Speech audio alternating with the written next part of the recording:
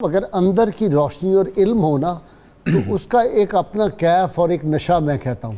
اب حافظ افضل فقیر صاحب رحمۃ اللہ علیہ کا بھی ہم ذکر کرتے پروگرام سے پہلے، تہمت باندھا ہوا ہے، رنگدار سے ایک چھوٹا سا پٹکا سر پہ باندھا ہوا ہے، ہاتھ میں سوٹا پکڑا ہوا ہے، اور اتنا بڑا عالم اپنے وقت کا جا رہا ہے، عام بندہ سمجھے شاید کوئی مانگنے والا۔ یہ تکلفات ہیں، یہ سطحیت کی علامت ہیں۔ حضرت علامہ کی زندگی دیکھیں کتنی سادگی تھی۔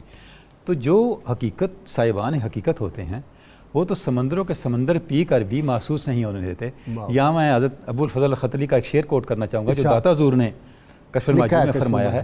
فرماتے ہیں کہ میرے شیخ فرمایا کرتے تھے، شربت الراح کاسن بعد کاسن، میں نے پیالوں پر پیالے معرفت اور علم کی شراب کے پیے۔ فما نفد الشراب وما رویت، نہ شراب ختم ہوئی نہ میں سیر ہوا۔ یہ تو ان کا ظرف تھا۔ اور اسی سے پھر آپ لے کے آ جاتے ہیں اس صاحب کی طرف، ہوش کی طرف، کہ میرے شیخ کا طریقہ علم اور معرفت کے سمندر پی کر بھی قائم رہنا اور باہوش رہنا ہے، اور میں نے اس راستے کو اختیار کیا ہے۔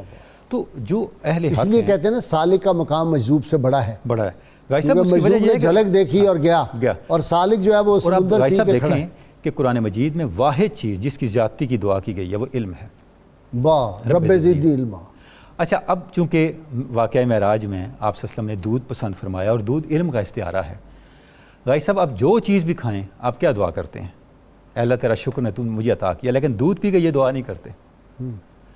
دودھ پی کے کیا کرتے ہیں؟ اے اللہ تیرا شکر ہے وزد لنا منہ، ہمیں اس میں اضافہ بھی دے۔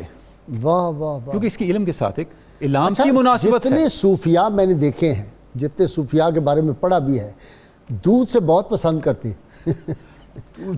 یہ 2 نمبر والا نہیں آج کل۔ جب واقعہ معراج میں آپ کی بارگاہ میں شراب اور دودھ پیش کیا گیا تو آپ نے دودھ پسند فرمایا، تو جبریل امین نے فرمایا یا رسول اللہ آپ کو مبارک ہو، آپ نے اپنی امت کے لیے فطرت کے راستے کو پسند فرمایا۔ تو یہ اس کا پھر بات کہاں جا کے جڑتی ہے؟ علم کے ساتھ، کہ علم جو ہے وہ آپ کی بنیاد ہے۔ دیکھیں قرآن، ہم نے کہا نا کہ ریکنسٹرکشن کا آغاز قرآن سے ہوتا ہے، اور قرآن کا آغاز علم سے ہوتا ہے۔ اقرا، واہ واہ واہ، تو بات ہی ساری علم کی ہے۔ جو میراث ہے اسلام کی، ذات رسالت مآب کی، وہ علم ہے، قرآن مجید ہے، اور یہی صوفیاء کا طریق ہے۔